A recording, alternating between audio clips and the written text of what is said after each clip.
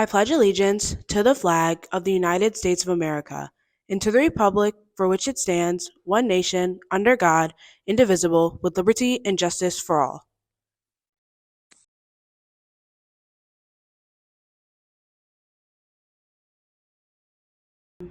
Serena Wadsworth. I went to college at St. Lawrence University, which is upstate New York, really close to the border. And then I did my graduate degree at Northeastern University. So in undergrad, I studied at St. Lawrence. I studied French with minors in sociology and cultural encounters. And then at Northeastern, my major was at school counseling.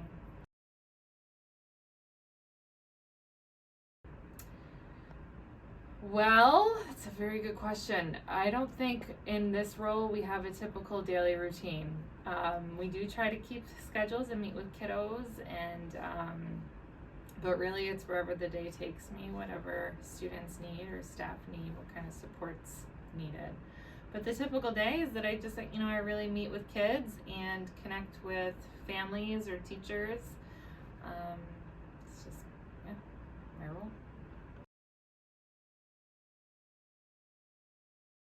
So in any way, really, I really like to meet individually with kiddos one-on-one.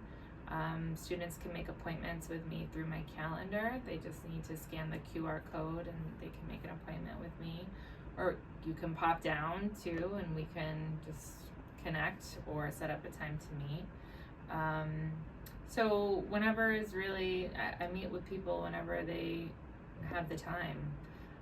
With families too, I connect with families over Parent Square or just phone calls home as well, email. So I connect in a lot of ways.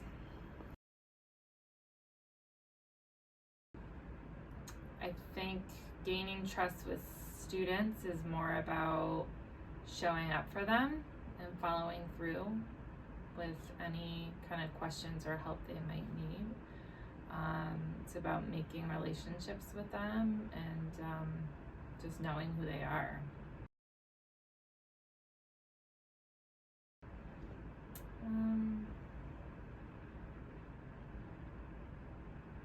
There's a lot of things. I think telling people sometimes the hard truth or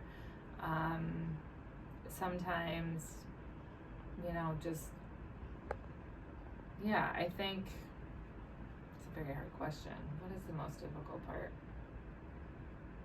I think it's all fitting it into one day too. There's a lot to be done and sometimes I know it doesn't seem like it, but we have very busy days down here, and so serving the needs of all the kids sometimes can be hard in one typical day.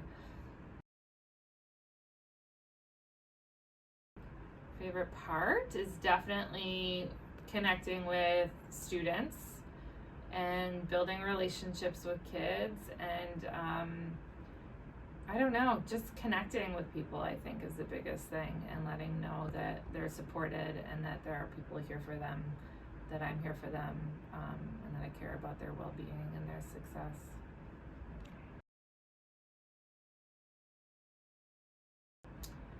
So JD, I went to high school at West Hill High School. JD in some ways is very similar to that environment, so it's a very comfortable space for me. I also have to give shout outs to my family. So my dad graduated from JD and my uncle graduated from JD. My grandmother worked here at JD. So there's a big family tradition of being here. So I think that was the greatest draw for me. March is Women's History Month, and Ramfeed will be highlighting impactful figures. Coco Gauff was born in Delray Beach, Florida on March 13, 2004. Her journey started at a young age, being the youngest player to make it to the finals at the Junior Girls U.S. Open at just 13 years old.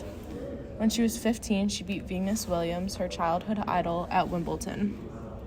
In 2020, she became the youngest African American since Serena Williams to make a Grand Slam women's single final. She then went on to win the U.S. Open title in 2023 at 19 years old. Get up, Coco Gauff. You've just won the U.S. Open. She was the third teen to win the national women's title. Throughout her tennis journey, she spoke about many important topics. After the death of George Floyd, she spoke about the police brutality being only 16 years old. She also attended and spoke at a peaceful protest in her hometown. In her speech that followed her grandmother's, she stated, "I think it's sad that I'm here protesting the same thing that she did 50 plus years ago."